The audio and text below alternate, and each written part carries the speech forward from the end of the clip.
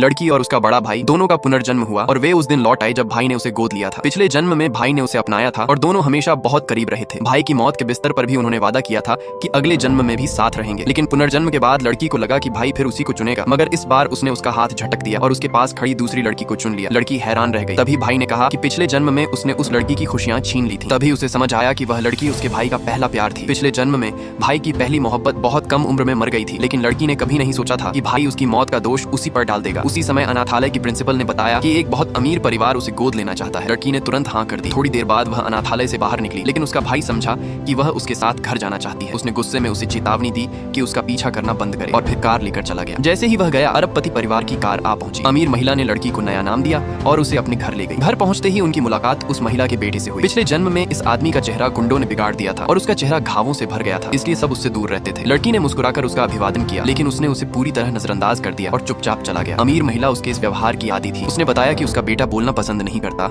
और लड़की से कहा कि वह इसे दिल पर न ले। इसके बाद उसने लड़की को शाही शिष्टाचार, घुड़सवारी और तीरंदाजी सीखने के लिए भेज दिया। कठिन प्रशिक्षण के कारण लड़की अक्सर घायल हो जाती थी। एक दिन जब नौकरानी उसके घायल घुटने पर दवा लगा रही थी, तभी एक बिल्ली उसके पास आ गई। अगले ही पल उसका भाई और उसकी पहली मोहब्बत दौड़ते हुए वहां आ गए। पता चला कि बिल्ली उन्हीं की थी। भाई की पहली मोहब्बत ने जानबूझकर ताना मारा कि लड़की अमीर परिवार में गोद लिए जाने के बाद दुखी लग रही है, क्योंकि उसे इतनी सारी चीजें सीखनी पड़ रही हैं और वह बार बार घायल हो जाती है। यह सुनकर भाई ने अपनी पहली मोहब्बत को दिलासा दिया और कहा कि उसे कभी लड़की की तरह मेहनत नहीं करनी पड़ेगी, उसे बस खुश रहना है। लड़की को यह बहुत विडंबनापूर्ण लगा। पिछले जन्म में उसके गोद लेने वाले माता पिता ने भी उसे कोई कौशल नहीं सीखने दिया था, इसलिए वह पूरी तरह उन्हीं पर निर्भर हो गई थी। इस जन्म में उसने तय किया कि वह खुद पर निर्भर बनेगी। बिलियनियर परिवार में अपनी जगह मजबूत करने के लिए वह हर दिन अमीर महिला के बेटे से बात करने और उसके करीब आने की कोशिश करने लगी। उसकी लगातार कोशिशों ने आखिरकार उस लड़के का दिल पिघला दिया और दोनों ने स्कूल के बाद साथ घर जाने का वादा किया। लेकिन उस दोपहर वह लड़का नहीं आया। लड़की को अचानक याद आया कि पिछले जन्म में उसी दिन उसका चेहरा गुंडों ने बिगाड़ दिया था। वह तुरंत पुलिस को फोन करके उसे ढूंढने के लिए गली में दौड़ी। वहां पहुंचते ही उसने देखा